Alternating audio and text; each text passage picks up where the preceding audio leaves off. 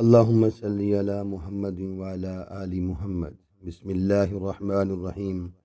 عن أبي هريرة رضي الله تعالى عنه قال كان يعرض على النبي صلى الله عليه وسلم القرآن في كل عام مرة فارز عليه مرتين في العام الذي قبض فيه، وكان يعتكف كل عام 10 أيام فاعتكف 20 يوما في العام الذي قبض فيه.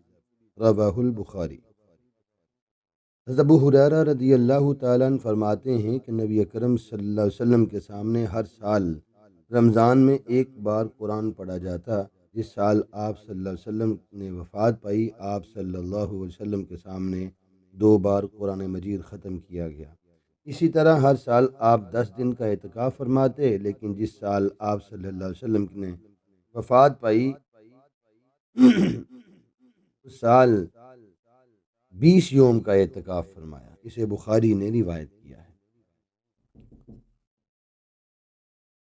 اس حدیث میں رسول اللہ صلی اللہ علیہ وسلم نے اپنی امت کو 2 اعمال کے بارے میں بتایا کہ قرآن رمضان میں نازل ہوا تو فرمایا کہ قرآن کریم 2 مرتبہ آپ صلی اللہ علیہ وسلم ختم فرمایا، اور عام رمضان میں 1 مرتبہ، اور آخری رمضان میں 2 مرتبہ۔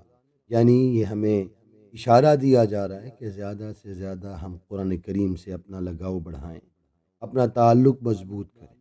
اور دوسرا آپ صلی اللہ علیہ وسلم کے بارے میں یہ پتہ چلا اس حدیث سے کہ آپ اعتکاف فرمایا کریں، اور اعتکاف وہی ہے اصل اعتکاف جو 10 دنوں کا آخری عشرے میں کیا جاتا ہے، جو 20ویں روزے مغرب کی نماز کے بعد، لیکن آپ صلی اللہ علیہ وسلم فجر کی نماز کے بعد ہی اعتکاف والوں میں شامل ہو جاتے تھے، لیکن عصر کی نماز کے بعد جو ہے وہ عام اس کا مسئلہ ہے کہ معتکف کو چاہیے کہ وہ داخل ہو جائے اعتکاف کے اندر، اور مسجد کے اندر اعتکاف، اور اس کے لیے روزہ بھی شرط۔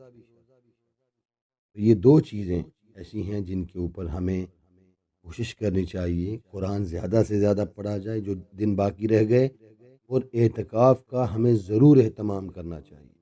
نہ جانے زندگی میں پھر کبھی موقع ملے نہ ملے۔ یہ اعتکاف ایک ایسی عبادت ہے، ایسی نعمت ہے جو اللہ تعالیٰ اپنے خاص بندوں کو عطا فرماتے ہیں، اور جو ان کو عطا فرماتے ہیں اللہ تعالیٰ نے پھر ان کی زندگیاں بھی بدل دی۔ یہ بڑے مانگنے کے دن ہیں اور عطا کرنے کے ایام ہیں، اللہ تعالیٰ سے مانگنے اور لینے کے ایام ہیں۔